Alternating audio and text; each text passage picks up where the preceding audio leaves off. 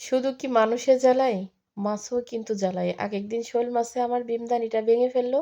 আর আজকে চিংড়ি মাছে মনে হয় আমাকে বারবার আপ ডাউন করে উঠাচ্ছে আর বসাচ্ছে। এই যে টেবিলের উপরে বাসার জন্য বড় প্লেটে নিছি, লাফ দিয়ে, দিয়ে নিচে পড়তেছে। আর ফ্লোর থেকে খুঁটে উঠাইছি না হলেও ১০ বার। তো এখন মনে হচ্ছে সবগুলা টিপে, টিপে মেরে একদম সোজা করে ফেলি। দেখেন কিভাবে লাফাচ্ছে। তো যাই হোক, এতগুলা চিংড়ি মাছ কিভাবে খাবো বুঝতেছি না।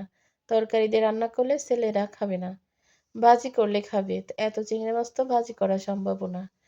আজকে আমাদের পুকুরে জাল ফেলছে শুধু চিংড়ি মাছ মারার জন্য। জেলেদেরকে দিছে মনে হয় অর্ধেকটা, প্রায় ৫-৬ কেজির মতো জেলেদেরকে দিছে আর ৫-৬ কেজি আমাদের এই ৮-১০ ঘরে ভাগ করে সবাই নেওয়া হইছে। তো একেকজনের ভাগে কিন্তু এতগুলা করে হইছে।